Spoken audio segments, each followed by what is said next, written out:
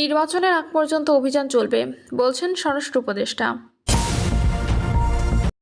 অবশেষে শেখ মুজিবের ছবি সরালেন সেই প্রধান শিক্ষিকা। কুষ্টিয়া জেলা পরিষদের 9তলা ভবন, শতাধিক দোকান লুটে নেন হানিফের অনুসারীরা। এবং সর্বশেষ জানাবো, দেশে আইন শৃঙ্খলা পরিস্থিতির অবনতি অব্যাহত বলছেন টিআইবি। শুনছিলেন সংবাদ শিরোনাম, এবারে বিস্তারিত। নির্বাচনের আগ পর্যন্ত অভিযান চলবে বলছেন স্বরাষ্ট্র উপদেষ্টা। আগামী জাতীয় নির্বাচনের আগ পর্যন্ত দেশে অভিযান চলবে বলে জানিয়েছেন স্বরাষ্ট্র উপদেষ্টা লেফটেন্যান্ট জেনারেল জাহাঙ্গীর আলম চৌধুরী। তিনি বলেন, আমাদের অনেক অস্ত্র খোয়া গেছে, এগুলো উদ্ধার করতে হবে। তাই নির্বাচনের আগ পর্যন্ত এই অভিযান অব্যাহত থাকবে। 5ই আগস্ট ঘিরে মানুষের মধ্যে আতঙ্ক রয়েছে কিনা প্রশ্ন করা হলে তিনি বলেন, 3রা আগস্টকে কেন্দ্র করেও আতঙ্ক ছিল। আল্লাহর রহমতে কোনো সমস্যা নেই। বর্তমান সরকার ক্ষমতা নেওয়ার সময় যে আইন শৃঙ্খলা পরিস্থিতি ছিল তা ক্রমান্বয়ে উন্নতি হয়েছে, আগের চেয়ে অনেক ভালো অবস্থানে রয়েছে। জাহাঙ্গীর আলম চৌধুরী বলেন, আইন শৃঙ্খলা পরিস্থিতি উন্নত হলেও কাঙ্ক্ষিত উন্নতি এখনো হয়নি। তবে আইন শৃঙ্খলা পরিস্থিতি উন্নত হয়েছে কিনা সেটা আপনারাই ভালো বলতে পারবেন। কুষ্টিয়ায় জেলা পরিষদের 9তলা ভবন, শতাধিক দোকান লুটে নেন হানিফের অনুসারীরা। আওয়ামী লীগ সরকারের আমলে জেলা পরিষদ নির্মিত কুষ্টিয়া একটি 9তলা ভবনের দোকান বরাদ্দে ব্যাপক অনিয়মের অভিযোগ রয়েছে। 41 কাঠার উপর নির্মিত ভবনের প্রায় অর্ধেক দোকানই দেওয়া হয়েছে কার্যত নিষিদ্ধ আওয়ামী লীগের যুগ্ম সাধারণ সম্পাদক মাহবুবুল আলম হানিফ অনুসারীদের। শহরের প্রাণকেন্দ্রে অবস্থিত এই বাণিজ্যিক ভবনটি তখন আওয়ামী লীগ নেতা ও তাদের স্ত্রী সন্তান এবং স্বজনরা লুটে নিয়েছেন। কোনো রকম বিজ্ঞপ্তি জারি না করে জেলা পরিষদ আওয়ামী লীগ নেতা ও তাদের পছন্দের লোকদের নামে বরাদ্দ দেওয়া হয়। ভবনটির প্রতি ফ্লোরে জায়গা রয়েছে 18,000 বর্গফুট। গত বছর কোটা বিরোধী আন্দোলনের সময় ছাত্র জনতার ক্ষোভের মুখে পড়ে বাণিজ্যিক ওই ভবনটি। আন্দোলনের সেই দিকে 4 আগস্ট ভবনের সামনের অংশে ব্যাপক ভাঙচুর চালায় ছাত্র জনতা। পরে ভবনটি সংস্কার করে অতি গোপনে পলাতক আওয়ামী লীগ নেতাদের নামে বরাদ্দ চূড়ান্ত করে কুষ্টিয়া জেলা পরিষদ। আওয়ামী লীগ আমলে প্রকৃত ব্যবসায়ীরা ধর্ণা দিয়েও একটি দোকানও পায়নি। জানা যায়, পলাতক আওয়ামী লীগ নেতাদের অনেকের কিস্তির টাকা এখনো পরিশোধ করা হয়নি। তারপর 1 বছর অতিবাহিত হলেও কোনো ব্যবস্থা নেয়নি জেলা পরিষদ কর্তৃপক্ষ।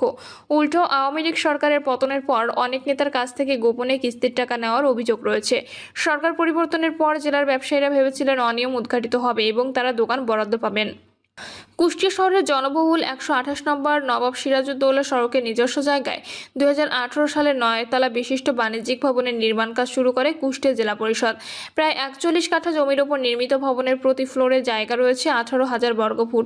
সুসজ্জিত বাণিজ্যিক ভবনটির নাম দেওয়া হয় কুষ্টিয়া জেলা পরিষদ টাওয়ার। ভবনের প্রথম তলা থেকে 4র্থ তলা পর্যন্ত রয়েছে শপিং মল। 5ম তলায় জেলা পরিষদের নিজস্ব কার্যালয়। 6ষ্ঠ তলা বরাদ্দ নিয়েছে বিআরবি গ্রুপ। 7ম ও 8ম তলা ভাড়া নিয়েছেন লালন বিজ্ঞান ও কলা বিশ্ববিদ্যালয়ের তৎকালীন চেয়ারম্যান হানিফের স্ত্রী ফৌজি আলম।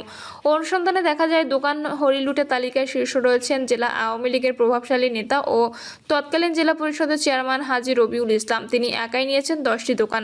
তার 3 মেয়েকে জাকিয়া মাসুদ, রোমানা সুলতানা, রেবেকা সুলতানা ও ছেলে রফিকুল ইসলাম ও পিআই রঞ্জু আহমেদের নামে নিচতলায় দোকান নিয়েছেন।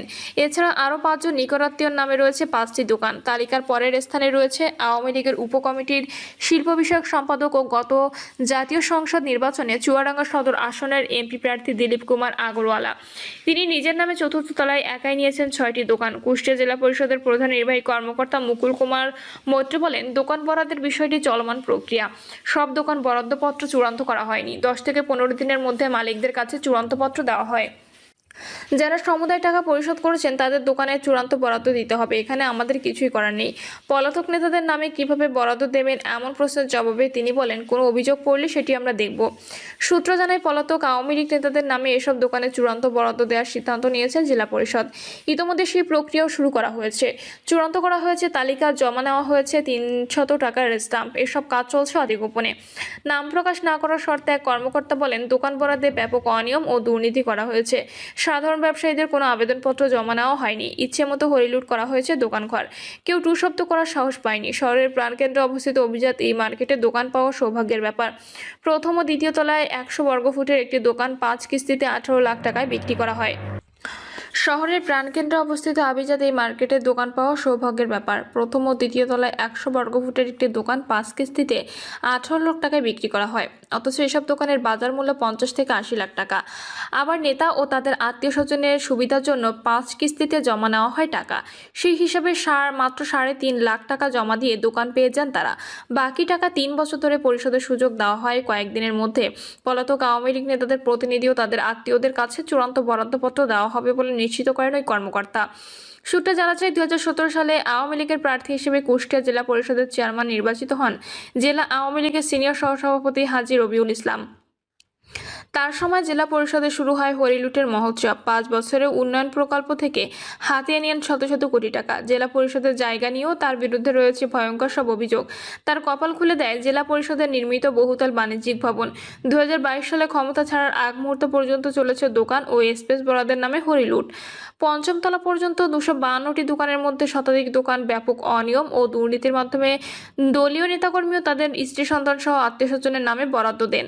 প্রতি বর্গফুট 18,000 টাকা নির্ধারণ করা হলেও জায়গায় 22 থেকে 25,000 টাকা পর্যন্ত নিয়েছেন হাজী রবিউল ইসলাম। কয়েক বছরের শত কোটি টাকার অবৈধ সম্পদ অর্জনের অভিযোগ তদন্ত করেছে দুর্নীতি দমন কমিশন দুদক। তিনি ছিলেন মাহবুবুল আলম হানিফের সবচেয়ে আস্থাভাজন। প্রিয় দর্শক, এই ছিল এখনকার সর্বশেষ সংবাদ আপডেট। সব সংবাদ পেতে চ্যানেলটি সাবস্ক্রাইব করে বেল আইকনটি ক্লিক করে রাখুন।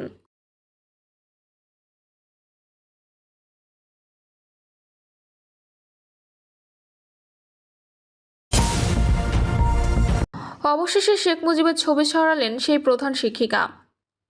পিরোজপুরের নেছারাবাদ উপজেলার সোনারঘোপ রমেশচন্দ্র সরকারি প্রাথমিক বিদ্যালয়ের অফিস কক্ষে শেখ মুজিবুর রহমানের ছবি ঝুলিয়ে রাখাকে কেন্দ্র করে সৃষ্টি হয় উত্তেজনা।